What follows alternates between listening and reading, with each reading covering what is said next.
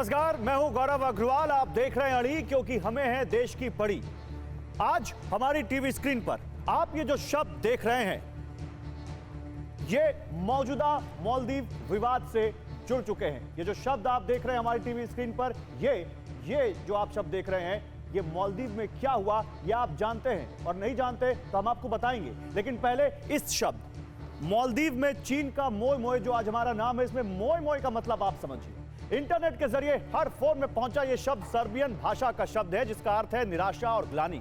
अब समझिए मालदीव विवाद को। मालदीव में कुछ समय पहले चुनाव हुए, नई सरकार चुनी गई। वो सरकार भारत के साथ हुए समझौते तोड़ने लगी और बताया गया कि सब चीन के इशारे पर हो रहा है। ये जो आप इस वक्त ग्राफिक्स देख रहे हैं, जैसा कि हम सब जानते हैं कि चीन हिंद महासागर में भारत को घेरने के लिए छोटे छोटे देशों और आइलैंड्स पर प्रभाव बढ़ा रहा है।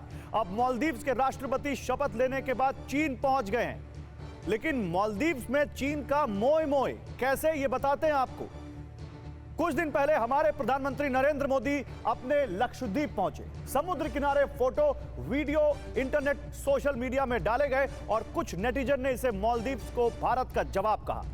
समझाया कि मालदीव की आमदनी का बड़ा हिस्सा भारतीय पर्यटकों से आता है। मुश्किल में फंसे मालदीव को बार बार इंडिया बचाता है, तो अगर मालदीव जाने वाला भारतीय पर्यटक वैसे ही लक्षद्वीप में पर्यटन करने लगा तो मालदीव का बंटाधार तय। ऐसे में मालदीव के मंत्रियों ने इंटरनेट पर ही कुछ आपत्तिजनक टिप्पणी की। भारत के नेटिजन आक्रोश में आ गए। मालदीव को अपने तीनों मंत्रियों को सस्पेंड करना पड़ा। पूरी दुनिया में मालदीव की थू थू होने लगी। इंटरनेट पर छाया उन्माद देख चीन के होश ठिकाने लग गए। ग्लोबल टाइम्स ने कहा कि भारत मालदीव पर बड़ा दिल दिखाए। तो राजनयिक को जो समझते हैं वो जानते हैं कि पूर्व प्रधानमंत्री आई.के. गुजराल के समय से भारत पाकिस्तान चीन के अलावा अन्य पड़ोसियों को छोटा भाई ही मानता है। लेकिन अगर चींटियों के पंख निकल आए तो भारत ऐसे पंख काटना जानता है।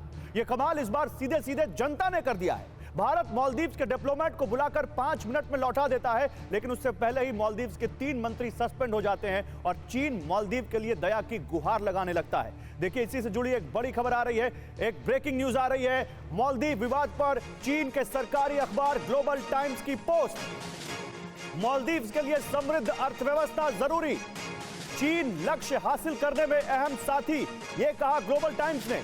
ग्लोबल टाइम्स ने लिखा, नई दिल्ली को विचार खुले रखने चाहिए। दक्षिण एशिया में सहयोग जीरो सम गेम नहीं है, यह कहा ग्लोबल टाइम्स ने। तो ग्लोबल टाइम्स यहां पर ये क्यों कह रहा है? ग्लोबल टाइम्स का इसके पीछे क्या मकसद है? चीन, देखिए, जो अभी तक बैकग्राउंड में था वो खुलकर सामने आया है। चीन के अखबार ने यहां पर मालदीव के बारे में लिखा है और कहा है कि दक्षिण एशिया में सहयोग जीरो सम गेम नहीं, दक्षिण एशिया में मालदीव का विकास चीन के जरिए ही। तो मालदीव विवाद के पीछे चीन, ये हम आपको बता रहे हैं। मालदीव में चीन का जो मोय मोय हुआ है उसका सबूत सामने आ गया है। ग्लोबल टाइम्स की पोस्ट से सबूत मिला है। पहला सबूत, मालदीव में हमदर्दी जो अभी चीन जता रहा है। दूसरा सबूत, मालदीव को साथ का ऑफर जो इसी पोस्ट से मिलता है। तीसरा सबूत, भारत के खिलाफ प्रोपेगेंडा के साथ, यानी मालदीव के साथ खड़ा हुआ चीन।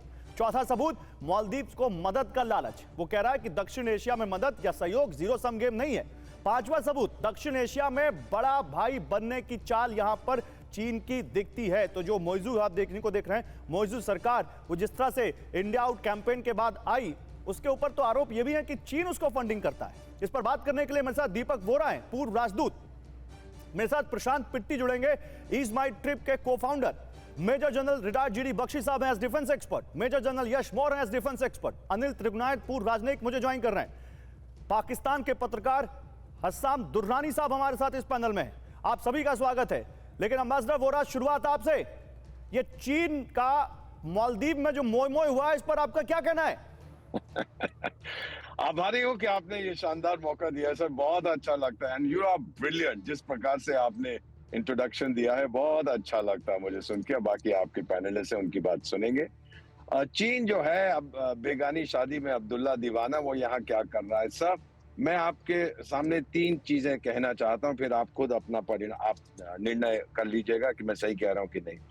6 महीने पहले, सुनिए बड़े ध्यान से, अमेरिका ने कई दर्जन मालदीवियन नेशनल्स और कंपनीज को ब्लैकलिस्ट किया था। आतंक के साथ उनका संबंध है, सेवरल डजन, कि ये आईसिस के साथ जुड़े हैं, अलकायदा के साथ जुड़े हैं, एटसेट्रा।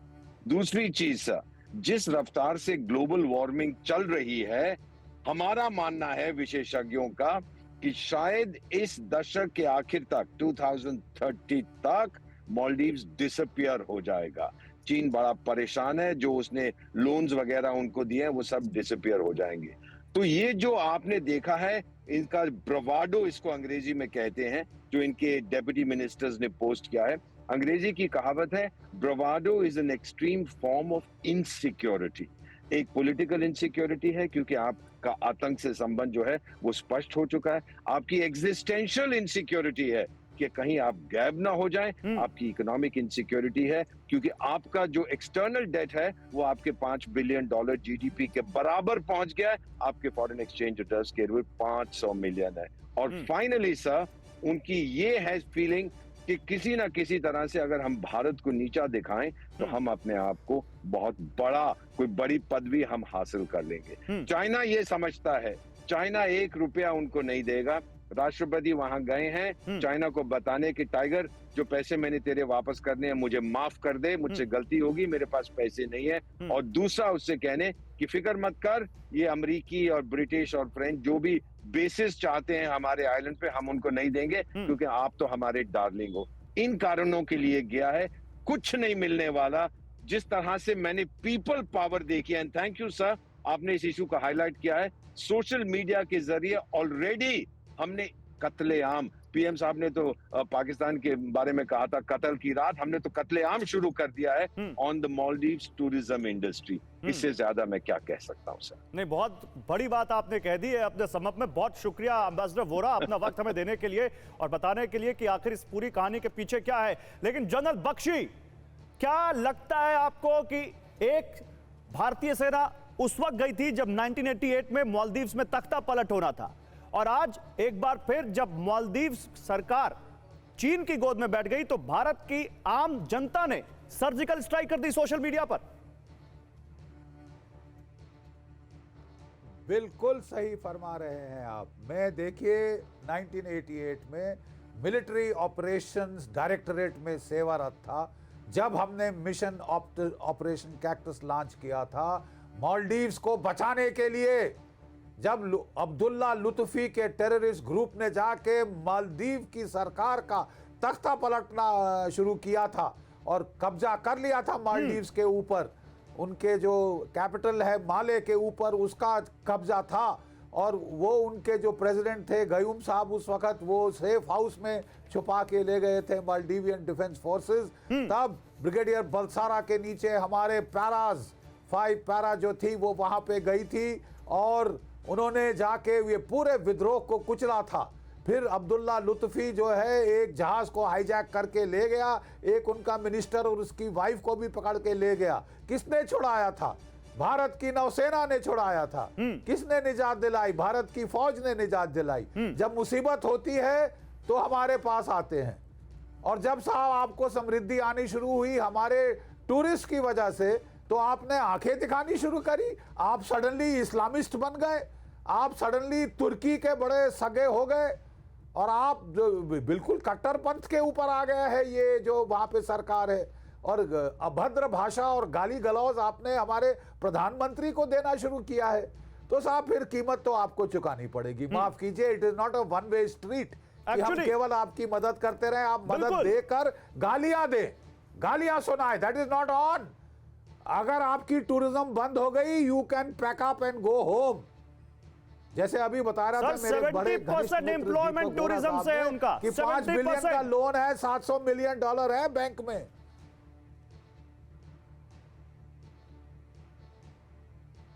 जनरल बख्शी, आप अपनी बात पूरी कीजिए।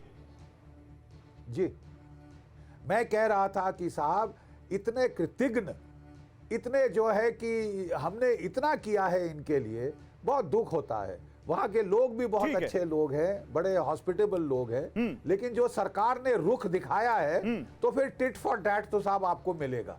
अगर भारत के पर्यटकों ने आपके यहाँ जाके 100 मील दूर है लक्षद्वीप, आप समझते हैं भारत उसको डेवलप नहीं कर सकता?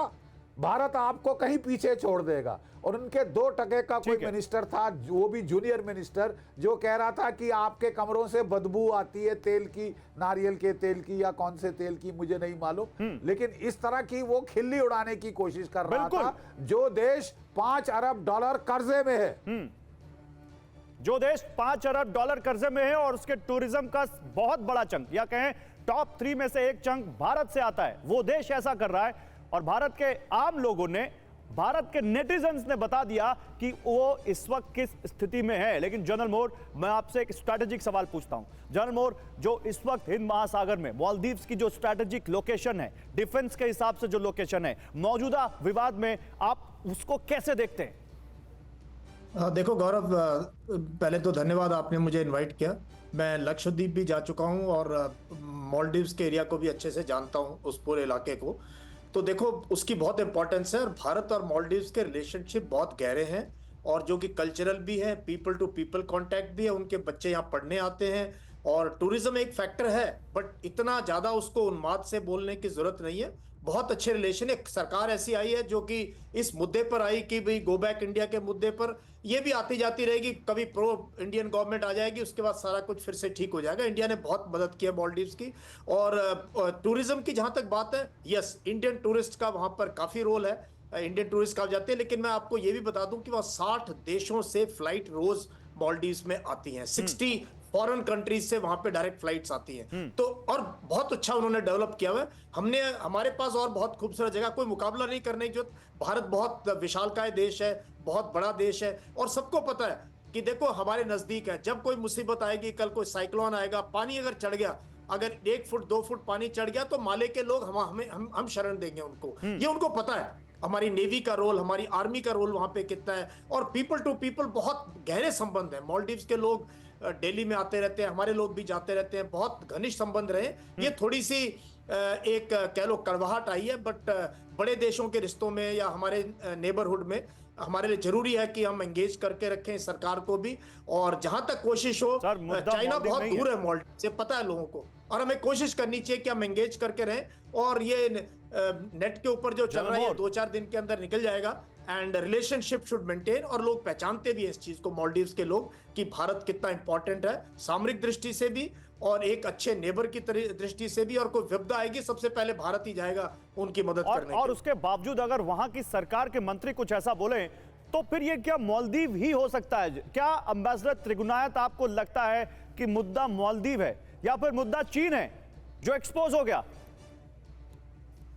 देखिए, सबसे बड़ी बात आप ये देख लें कि जो ये सरकार है, जो प्रेसिडेंट मोइजी की, ये आई ही इस बात पे है कि उनका कैंपेन चला इंडिया आउट।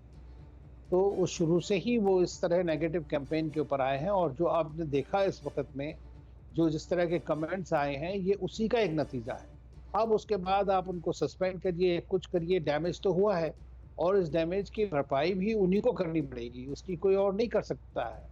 लेकिन अगर वो ये सोचते हैं, और देखिए जहाँ हमारे जितने भी नेबर्स हैं वहाँ पर चीन के साथ एक कंपटीशन, एक रियलिटी है।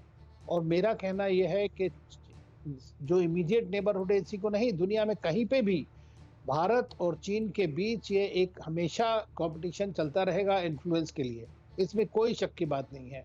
और भारत इस बात से न डरता है, बल्कि एक्सरसाइज करता है अपना इन्फ्लुएंस, जो बिनाइन इन्फ्लुएंस है कंपेयर टू चाइना। वो उसका आपने श्रीलंका में देख लिया, पाकिस्तान में देख रहे हैं, नेपाल में देख रहे हैं, क्या होता है हर्ष, वही हर्ष इनका है। आपको देखिए, जब इसके बाद वो पिछली गवर्नमेंट आई थी तो उनको कितने पैसे देने पड़े थे चीन को, और उसके लिए भारत ने बड़ी मदद करी। तो पानी की आवश्यकता हुई तो कहाँ से आया? भारत से सबसे नजदीक तो भारत ही है उनको। तो ये वो मैं समझता हूँ, ये बिल्कुल कालिदास स्टाइल में जिस डाल पे बैठे हैं उसे वो काटने की कोशिश कर रहे हैं, तो इससे इनका कोई लाभ होने वाला है। तो सूनर और लेटर मैं समझता हूं कि वहां की सरकार को ये देखना पड़ेगा कि उनका खुद के देश के लिए हित क्या है। ये इस तरह की बचकाने परे की हरकतें, इतनी बदतमीजी की बातें जो नॉन डिप्लोमेटिक होती हैं, ये करने की, और मंत्रियों की आप सोचिए। और उसके बाद जो भारत के जनरल सिटीजन्स का जो एक रिएक्शन है, वो जायज है एकदम, बिल्कुल कि जायज है, क्योंकि भारत में इतनी जगह देखने की, हमारा 6000 किलोमीटर से बड़ा हमारा कोस्टल बेल्ट लाइन है, वहाँ पे एक से एक खूबसूरत जगह है। तो अगर आप प्रधानमंत्री वहाँ वही जाएंगे, तो मिर्ची लग गई उनको सर, वही तो उनको लग गया कि भारत आत्मनिर्भर हो रहा है टूरिज्म में भी। भारत के लोग अब अपने देश में भी इतनी अच्छी अच्छी लोकेशंस पर जाने को तैयार हैं और भारत की सरकार उनको वहां तक ले जाने के लिए तैयार है। यही तो उनको समझ में नहीं आया, या चीन को समझ में नहीं आया, या चीन को अच्छा नहीं लगा। हसन दुरानी साहब, आप तो पाकिस्तान से हैं। मैं आता हूं सर आपके पास। हसन दुरानी साहब, आप तो पाकिस्तान से हैं, मुझे ये बताइए, पाकिस्तान से अच्छा और कौन समझता है कि जो जो देश चीन के पास गए और जिन जिन देशों पर चीन ने अपनी बुरी नजर डाली, डेट ट्रैप में जिस तरह से फंसाया, उनका क्या हश्र हुआ? अब ये जो मौजूदा ये एपिसोड है मालदीव्स का, इसको पाकिस्तान में बैठे लोग, आप जैसे लोग कैसे देखते हैं? जी, सबसे पहले तो आपका शुक्रिया, आपने प्रोग्राम में मुझे शामिल किया, और आपके जो पैनलिस्ट हैं ये बड़े दिग्गज जो आपके पैनलिस्ट हैं, और अक्सर इनके साथ जो है वो गुफ्तगू करने का मौका मिलता है और काफ़ी कुछ चीज़ें इनसे सीखने को भी मुझे मिलती हैं, ख़ासतौर पर दीपक बोहरा साहब के साथ, और जनरल बख्शी साहब भी यहाँ पे मौजूद है। खैर एनीवेज सर, बात यह है कि देखिए इस वक्त जो आपका जो क्वेश्चन है कि चाइना का जो इम्पैक्ट है वो किस हद तक जो है वो बहुत सारे ममालिक के ऊपर है, बहुत सारी कंट्रीज़ के ऊपर है, और वो उसने जो अपना डेट जो सर्कल उसने अपना क्रिएट करके जो है वो लोगों को या ममालिक को जो है अपने चुंगल के अंदर ले लेता है। सर देखें, वो सबसे पहली बात है, उसको अगर हम थोड़ा सा साइड पर रखें तो असल जो इशू जो मुझे समझ आ रहा है अब तक यहाँ पे बैठ के और सारी चीज़ों को देखने के बाद, जब से ये खबर जो है वो अपना न्यूज़ के अंदर आई है और जीनत बनी है। सर देखिए, एक इंडिया का एक एक्सपेंशन प्लान है, ठीक है, उनका आपका एक जजीरा है जिसके ऊपर जो है अपनी आप लोग वहाँ पे मौजूद हैं, और असल में जो इशू है वो मालदीव का इंडिया के साथ वहाँ से स्टार्ट होता है, जब वो ये कहता है कि आप यहाँ से अपने फौजीज को यहाँ से निकाल लें, अपनी आर्मी को यहाँ से निकालें, क्योंकि हम लोग हमारे लिए बाकायदा एक थ्रेट है। देखिए, ये एक रियासत का एक असूल है, या रियासत की बात है, एक स्टेट की बात है, ये गवर्नमेंट की बात है, और ख़ास तौर पर ये इंडिया और मालदीव के आपस इंटरनल अफेयर्स है। इसके ऊपर मैं एक बीइंग अ पाकिस्तानी या बीइंग एन न्यूट्रल ऑब्जर्वर, मुझे इस पे किसी किस्म का कमेंट करने की जरूरत नहीं, और ना ही अगर मैं कमेंट करूंगा भी तो सर उसकी कोई वेटेज नहीं होगी। नहीं, मैं तो आपसे मालदीव और इंडिया के रिलेशन पर कोई कमेंट ले भी नहीं रहा। हसन दुरानी साहब, मैं तो पूछ रहा हूँ, चीन का ट्रैप जिस देश में गया, अफ्रीका में गया, वहां की हालत देख लीजिए, यहाँ पर अभी श्रीलंका में क्या हुआ, अभी पाकिस्तान आप देख लीजिए कितना ज्यादा उसके ऊपर डेट है। तो क्योंकि आप पाकिस्तान से हैं और पाकिस्तान के लोग चीन के उस व्यवस्था को, चीन के उस डेट ट्रैप को फील करते हैं, इसलिए मैं पूछ रहा हूं कि मालदीव के लोगों को कोई मैसेज देना चाहेंगे आप चीन के लिए? सर इसीलिए मैं अभी आगे चल रहा था, आपने मुझे इंटरप्ट किया, मैं इसी पॉइंट के ऊपर आ रहा था। सर देखिए, वो कंट्रीज जैसे आपने श्रीलंका की बात की है, आपने नेपाल की बात की है, या इस तरह के ऐसे खासतौर पर अफ्रीका के अगर ममालिक की बात करते हैं जो कि चाइना के डेप्ट के अंडर आ चुके हैं, वो पूरी तरह फंसे हुए हैं। सर देखिए, उनके मुल्क में किसी किस्म का इंफ्रास्ट्रक्चर नहीं है, और जो इंफ्रास्ट्रक्चर उनके मुल्क के अंदर था वो या तो उनकी अपनी हरकतों से तबाह हो चुका था और उनको बाहर से पैसे लेने पड़े थे। पाकिस्तान जो है नो डाउट इस वक्त एक क्रंच सिचुएशन के अंदर मौजूद है, लेकिन मैं अगर बीइंग पाकिस्तानी जर्नलिस्ट, अगर आप जिससे आपका मेरा क्वेश्चन है, तो मैं मालदीव के लोगों को सिर्फ एक ही बात कहूँगा कि अगर आपने एक स्लोगन के ऊपर अगर आपने कोई हुकूमत अपनी बनाई है तो सबसे पहले आपको ये देखना चाहिए था कि आपके मुल्क के अंदर ऐसा कौन सा इंफ्रास्ट्रक्चर है जाओ जिसके होते हुए आप इस तरह की बात कर सकते हैं। अगर आपका तमाम दारोमदार जो है वह इंडिया के साथ है, और इंडिया से ही अगर आपको वहाँ से कुछ बक्स अगर आपको मिल रहे हैं वो तजारत की शक्ल में है या टूरिज्म की शक्ल में है, तो सबसे पहले आपको ये देखना चाहिए था कि आपके मुल्क के अंदर ऐसा कौन सा मुल्क है जो कि ज़्यादा इन्वेस्टमेंट कर सकता है। दूसरी बात है कि चाइना की अगर मैं बात करता हूं तो चाइना और इंडिया का सर देखिए एक ऑलरेडी ही एक इशू चलता हुआ आ रहा है। ये माइट पॉसिबल कि चाइना ने मालदीव को ही थोड़ा सा स्ट्रॉन्ग किया हो ताकि वो इंडिया और चाइना के दरमियान में बफर जोन की शक्ल में आ जाए, और ये भी हो सकता है कि मालदीव जो है वो नेक्स्ट एक ऐसा वॉर जो है ग्राउंड जो है क्रिएट किया जा सके इंडिया को थ्रेट करने के लिए। ये आपने बड़ी बात कह दी। आप रहिए मेरे साथ प्रशांत पिट्टी जुड़ चुके हैं जो कि ईज माई ट्रिप के को फाउंडर हैं, जिसने ये ऐलान किया है जिस ट्रैवल कंपनी ने कि वो अब मालदीव्स की कोई बुकिंग नहीं लेगी। ऑलमोस्ट 10% का मार्केट शेयर है इंडिया में, बहुत बड़ा बिजनेस आप अपना खोने को तैयार है प्रशांत पिट्टी, क्यों? पहले बहुत बहुत धन्यवाद मुझे अपने शो पे लेने के लिए। देखिए, ये हमें लग रहा है कि एक तरह से प्रॉक्सी वॉर हो रही है इंडिया और चाइना के बीच में, और इंडिया और चाइना के बीच में जो प्रॉक्सी वॉर हो रही है मालदीव्स के बेसिस पे हो रही है। तो जाहिर सी बात है ऐसे टाइम पे नेशन फर्स्ट आता है, बिजनेस सेकंड आता है, तो इसलिए हमने इतना बड़ा डिसीजन लिया है। वैसे मैं आपको करेक्ट कर दूं, हमारा जो market share online travel agencies में है वो 20 से 24% के बीच में। क्या बात है, उसके बावजूद आप ये ले रहे हैं। जब मालदीव से क्या बिजनेस आता होगा आपको? मालदीव से हमारे पास में हमारे मार्केट शेयर के हिसाब से ही बिजनेस आता है। 20 से 24% बुकिंग ऑनलाइन जितनी भी मालदीव की होती है वो स्मार्ट ट्रिप के थ्रू होती है। और क्या सम होता होगा ये, क्या अमाउंट होता होगा ये? इसका मुझे अभी करंट अनुमान नहीं है, लेकिन मैं लगा सकता हूं। लेकिन मार्केट शेयर में पिछले साल लगभग 3 लाख लोगों ने मालदीव ट्रैवल किया था इंडिया से। मैं ये जानना चाहता हूं कि एक कारोबारी जो हमेशा अपने फायदे की बात करता है, आज राष्ट्रवाद के तहत, आज देश के लिए वो अपने कारोबारी रिश्तों को या अपने कारोबारी फायदों को साइड कर रहा है। प्रशांत पिट्टी, वो सोच क्या थी उसकी? देखिए, हम एक होम ग्रोन कंपनी है। हमारी जो कंपनी है वो पूरी की पूरी बिना किसी फॉरेन फंडिंग के ग्रो हुई है हमारी कंपनी। तो हम हमेशा ही देश के हित में, लोगों के हित में काम किया है हमने। इसी वजह से बिना किसी इन्वेस्टर के ये कंपनी इतनी बड़ी कंपनी बनी है। तो हमारे जितने भी कॉम्पिटिटर्स हैं सबके सबने investor, foreign money, Chinese money का इन्वेस्टमेंट लिया है और उसके बेसिस पे ग्रो हुए हैं।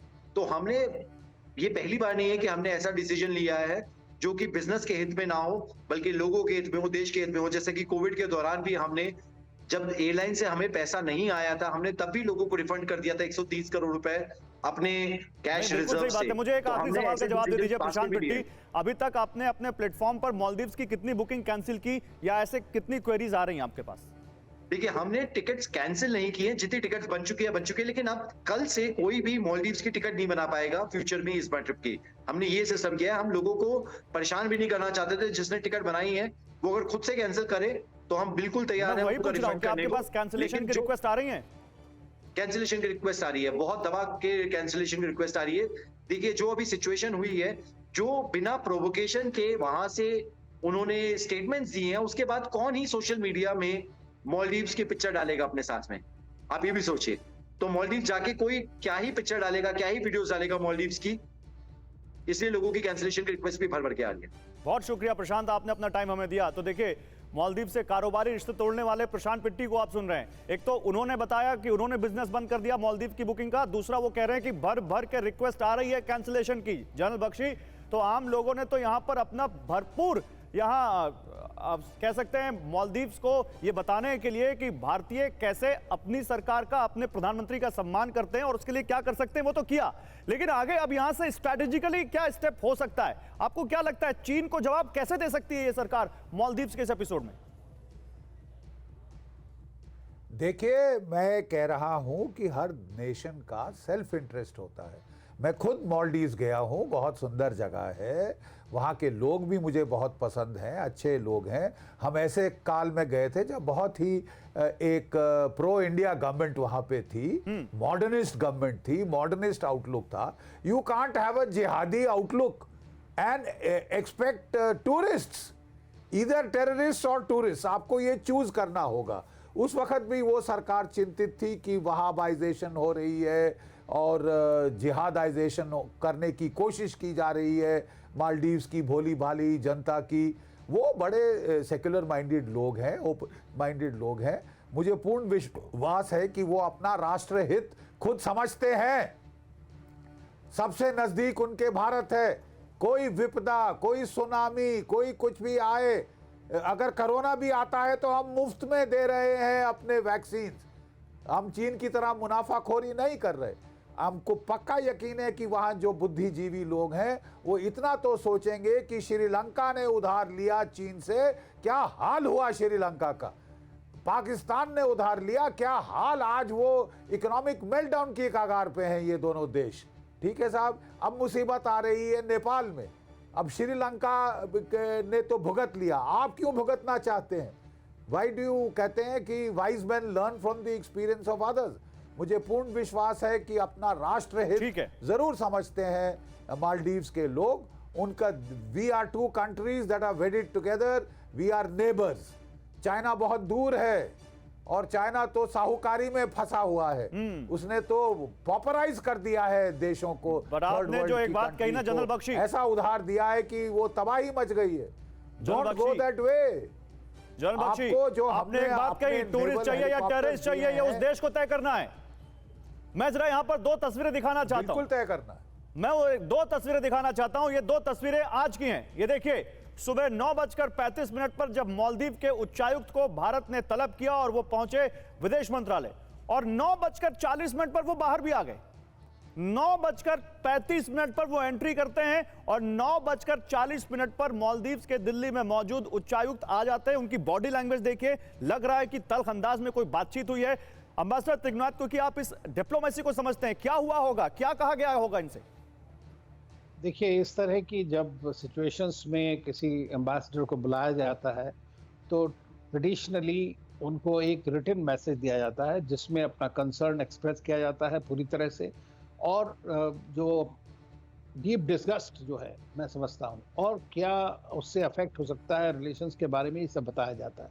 तो ये उनको एंटरटेन करने के लिए नहीं बुलाया जाता, तो इसलिए ये मीटिंग जनरली बहुत शॉर्ट होती हैं। इससे सीधा सा एक डिप्लोमेटिक मैसेज कन्वे होता है कि देखिए, आपका जो भी बिहेवियर है अनएक्सेप्टेबल है, आपकी जो लीडरशिप ने किया है, जो उसका रिड्रेसल किया है वो इनसफिशिएंट है, इसलिए आपको उसको करना पड़ेगा। तो ऐसे में नॉर्मली जो भी हमारे कंसर्न्स हैं वो एक नोट वर्बाल के तौर पे एम्बेसडर को हैंडओवर कर दिए जाते हैं। अगर कोई बहुत सेंसिटिव बात है तो उसको दो टूक जवाब में फॉरेन सेक्रेटरी या जो भी ज्वाइंट सेक्रेटरी हो या एडिशनल सेक्रेटरी वो बुला करके बोल देते हैं। तो ये एक स्टैंडर्ड प्रोटोकॉल है ऐसे में, तो इसको इसी तरह देखना चाहिए, क्योंकि सिचुएशन ठीक नहीं है। जिस तरह की उन्होंने हरकतें की, जिस तरह के स्टेटमेंट्स आए, वो सब बिल्कुल नॉन एक्सेप्टेबल है भारत के लिए, तो बिल्कुल ही नहीं, कोई मतलब किसी तरह का है नहीं। तो ये एक मैच्योरिटी उन्होंने दिखाई है, जब तक उसका रिड्रेसल पब्लिकली नहीं होता है। तो मतलब सर ये माने, एक छोटा सा रिएक्शन, मतलब ये माने कि जो भारतीय नेटिजन्स ने सोशल मीडिया पर शुरू किया वो अब ऑफिशियल हो गया है। भारत सरकार ने यहाँ पर एम्बेसडर जो मालदीव के जो हाई कमिश्नर हैं उनको अपनी आपत्ति जताई होगी और कुछ सख्त शब्दों में बात हुई होगी क्या? बिल्कुल बिल्कुल, और हमारे जो हाई कमिश्नर हैं वो भी गए थे वहां पर, उनके विदेश मंत्रालय में, और उन्होंने वहां पर जाकर के भी बोला है ये बात को। जी, तो इसमें तो कोई शक की बात ही नहीं है, ये तो हमें एक्सप्रेस करना पड़ता है, ये तो डिप्लोमेसी। ठीक है, यही तो डिप्लोमेसी है। लेकिन अब बताते हैं कि आखिर भारत के आगे मालदीव की सरकार झुक क्यों गई। दरअसल आज से 13 साल पहले मालदीव में चीन के सबसे ज्यादा पर्यटक आते थे। 2010 में चीन के 1,20,000 पर्यटक मालदीव पहुंचे थे, जबकि 2010 में भारत से सिर्फ 25,000 पर्यटक मालदीव गए थे। लेकिन वक्त बदला और धीरे धीरे चीन के मुकाबले भारत से मालदीव जाने वालों की संख्या में तेजी से इजाफा हुआ। 2022 में चीन से 1,79,000 से भी कम यात्री मालदीव पहुंचे और भारत से 2,41,000 पर्यटक मालदीव पहुंचे। और इसके बाद 2023 में चीन से मालदीव आने वालों की संख्या 1,87,118 और भारत से मालदीव जाने वालों की संख्या 2,09,198 थी।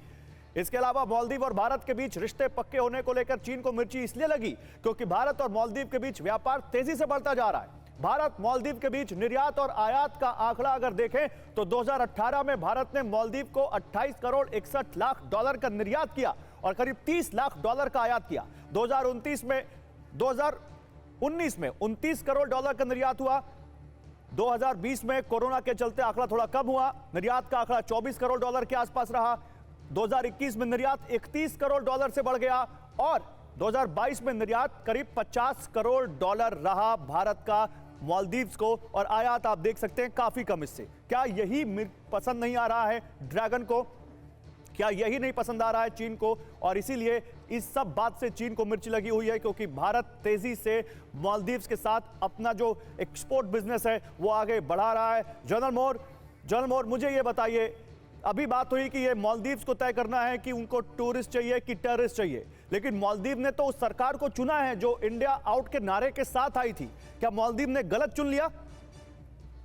देखो, आई एम श्योर उन्होंने रियलाइज किया होगा, इसीलिए जब ये मिनिस्टर्स ने थोड़ा डेरोगेटरी पोस्ट डाले ट्विटर पे, जो डिलीट कर दिया बाद में, और उन्हीं के लोगों ने सबसे पहले मुद्दा उठाया, जो प्रो इंडिया थे या बैलेंस लोग हैं मालदीव, कहते हैं आप किसी दूसरे देश के प्राइम मिनिस्टर के बारे में या किसी दूसरे के बारे में आप ऐसे अभद्र बातें कैसे लिख सकते हैं। तो उन्हीं ये बात वहीं से शुरू हुई लोगों ने, तो लोग समझते हैं। और मैं मालदीव्स के ऑफिसर्स के साथ मैंने काम किया है, वो हिंदी पिक्चरें पसंद करते हैं, हिंदी में गाने गाते हैं, हिंदी पूरे उनके यहाँ हर चीज इंडियन है। हमारी जो सॉफ्ट पावर है इंडिया की, वो हर जगह है। सारे आसपास के देश जो है हमारे टीवी सीरियल देखते हैं, हमारे गाने बजाने देखते हैं, हमारी पिक्चरों को पसंद करते हैं। वो मालदीव भी फेमस इसलिए क्योंकि हमारे वहाँ एक्टर्स जाते हैं, एक्ट्रेसेस जाती हैं, वहाँ प्रोग्राम होते हैं इंडिया के, तो उनको काफी नुकसान होगा इस चीज से। और ये ठीक है, नेट सिटीजन ने एक उसको चलाया मुहिम, बट हमारी गवर्नमेंट को में यही रहेगा कि हमें जो हमारा जो एंगेजमेंट है मालदीव्स के लोगों के साथ वो जारी रखना चाहिए, ट्रेड को जारी रखना चाहिए। और ये कुछ दिन के बाद बंद हो जाएगा बाइकआउट मालदीव्स, अगर लोग जा रहे हैं जाने देना चाहिए, क्योंकि जो हमारे फेवर के लोग हैं या जो समझते हैं भारत को कि एक उदारवादी देश है, एक जिस प्रकार का भारत है वैसा चाइना है ही नहीं ना। अगर हम चाइना की तरफ करना चाह रहे हैं, बिहेव जनरल करेंगे, बख्शी भारत कुछ नहीं रिस्पॉन्ड रहेगा। करना चाह रहे हैं आपकी बात पर। जनरल बख्शी क्या कहना चाह रहे हैं? देखिए, हमको इंटेलिजेंस रिपोर्ट्स आई थी, कोई 10 साल से आ रही हैं कि ये जो कट्टरवादी वहाँ विचारधारा है वो मालदीव्स में जोर पकड़ रही है, वहाँ अपने पांव पसारने की कोशिश कर रही है। और वहाँ से ये भी बात आई थी कि वो जो है भारतवर्ष की तरफ एक नया रूट चाहती है ISI आने का, इसलिए वो कट्टरपंथी विचारधारा को जोर दे रही है, हवा दे रही है यहाँ पे। जब मैं वहाँ गया था मालदीव्स NDC की डेलीगेशन लेकर, तो वहाँ के जो तत्कालीन सरकार थी उन्होंने कहा कि साहब हम चिंतित हैं, ये जो छोटे पजामे वाले लोग बढ़ती जा रही है इनकी तादाद यहाँ पे, जो कि हमको नुकसान करेंगे। क्योंकि अगर एक देश में टेररिज्म शुरू हो जाए और वो वहां से टेररिज्म एक्सपोर्ट करना चाहे श्रीलंका को, इंडिया को, तो फिर टूरिस्ट कौन आएगा यहाँ? बहुत बड़ी बात कह दी सर आपने। मेरे शब्दावली नहीं, उनकी शब्दावली है। तो इनको तो साहब, we cannot allow this kind of radicalisation of Maldives. और जिस लहजे में ये तो जो ये आप छोटे पजामे वाले लोगों की बात कर रहे हैं, क्या इसका ओरिजिन क्या हो सकता है सर? ये इंडियन सब कॉन्टिनेंट में इसका ओरिजिन क्या हो सकता है? क्या ये पाकिस्तान से वहां पहुंच रहे हैं? ISI का जिक्र कर रहे हैं आप? बिल्कुल बिल्कुल। उस वक्त तो हमारे पास काफी संकेत थे कि ये इन्फिल्ट्रेशन करने की कोशिश कर रहे हैं, नाम भी थे हमारे पास, ठीक है, जो कि प्रॉब्लम क्रिएट करने की कोशिश करेंगे हमारे कोस्टल एरियाज, हमारे साउथ में, क्योंकि उनके बाकी रास्ते बंद हो रहे हैं, तो वो नए नए रास्ते अपनाने की कोशिश कर रहे हैं। आपने बड़ी बात कह दी सर। मालदीव्स उनमें से एक है। आपने बड़ी बात कह दी हसन तो दुरानी। मालदीव्स की सरकार को have to be sensitive to our national security interests. Okay sir, ये तो हम सब जानते हैं, लेकिन हसन दुर्रानी, इस तरह की अब तो ये तय करना पड़ेगा। हसन दुर्रानी, अब तो ये तय करना पड़ेगा कि आपको जिहाद के साथ जाना है या इत्तेहाद के साथ जाना है। आपको टेरर चाहिए या ट्रेड चाहिए? देखिए, सबसे पहली बात तो ये है कि सर देखिए, ये जो अभी आपने बात की है ये तो एक स्वीपिंग स्टेटमेंट आप दे रहे हैं, और हमें जब हम किसी भी डिबेट के अंदर बैठे बात कर रहे होते हैं तो वहाँ पे किसी भी किस्म की स्वीपिंग स्टेटमेंट देने से पहले जो है वो मुझे भी, आपको भी, हम तमाम के तमाम लोग हैं उनको पहले थोड़ा सा एहतियात करनी चाहिए। देखिए, बात ये है, अभी जनरल बख्शी साहब ने बात की है, और जनरल बख्शी साहब की और इसके अलावा भी हमारे जो यहाँ पे पैनलिस्ट बैठे वो यही कह रहे हैं कि मालदीव के अंदर जो हुकूमत थी, जो कि प्रो इंडियन हुकूमत थी इससे पहले वाली, उसको बनाने के अंदर या मालदीव को हर किस्म की इमदाद देने के अंदर इंडिया जो था वो हमेशा पेश रहा। ठीक है सर, बहुत अच्छी बात है, होना भी चाहिए। अगर तो ये ह्यूमैनिटेरियन ग्राउंड्स के ऊपर है फिर तो बहुत अच्छी बात है, लेकिन अगर ये पर्पसली है तो फिर इसको देखना पड़ेगा।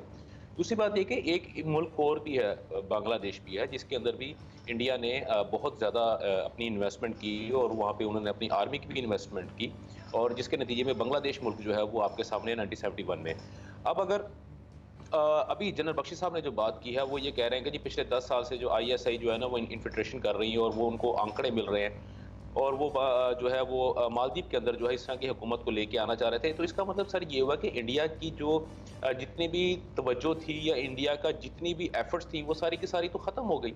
इंडिया के इनकी जो एजेंसीज है, इंटेलिजेंसिया जितनी भी है, वो इस काबिल ही नहीं रही, क्योंकि पाकिस्तान से निकल के ISI आई है और उसने वहाँ पे आके क्विट इंडिया कह लो या इंडिया को बाहर निकाल दो एक मुहिम को शुरू किया, और उसके बाद वहाँ पे उन्होंने हुकूमत कायम कर ली।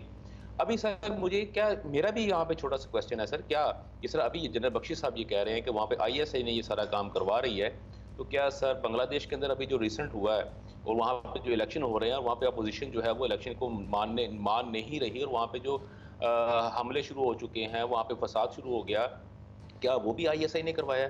सर देखिए, बड़ा आसान होता है किसी के ऊपर इल्जाम लगा देना, ISI ने ये करवा दिया, वो करवा दिया। जा सकता है हसन दुरानी साहब की पाकिस्तान में इलेक्शन डिले हो गए, पूछा तो ये भी जा सकता है कि वहां आपने एक बड़ी पार्टी को जेल में डाल रखा है, पूछा तो कुछ भी जा सकता है, लेकिन आपको कुछ रिस्पॉन्ड करना चाह रहे हैं यहाँ पर जनरल बख्शी। जनरल बख्शी जी बिल्कुल सर, जनरल बख्शी का टर्न है आपसे। देखिए साहब, ISI सुन लीजिए दुर्रानी साहब, देखिए जनरल बख्शी जी हाँ, देखिए मैं कहने की कोशिश कर रहा था कि आईएसआई के पास इतनी डीप पॉकेट्स नहीं है, आईएसआई के पास इतनी ताकत नहीं है कि वो अकेले ये कर सके।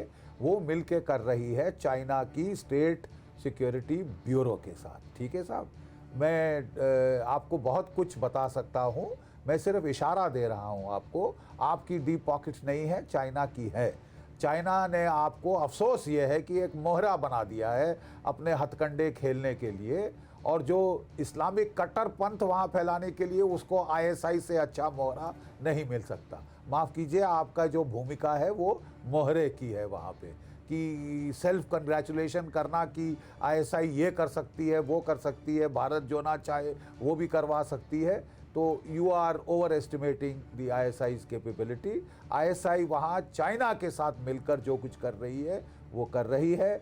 चाइना चाहता है कि स्ट्रेटेजिक फुटहोल्ड में वो कोई अपना बेस बनाए। ये तो साहब हो नहीं सकता कि अगर चीन यहाँ भारत के इतने नज़दीक बेस बनाने की कोशिश करेगा, इसका मतलब जो भी वहाँ की सरकार है, जो भी है, वो भारत से दुश्मनाई मोल ले रही है तकरीबन। मैं नहीं समझता वो ऐसा करना चाहते हैं या कभी करेंगे। ठीक है हसन दुरानी, 10 सेकंड क्या कहना चाहते हैं आप? पार्टियां आती हैं, हसन दुरानी, 10 पार्टियां सेकंड क्या जाती कहना हैं। चाहते हैं आप?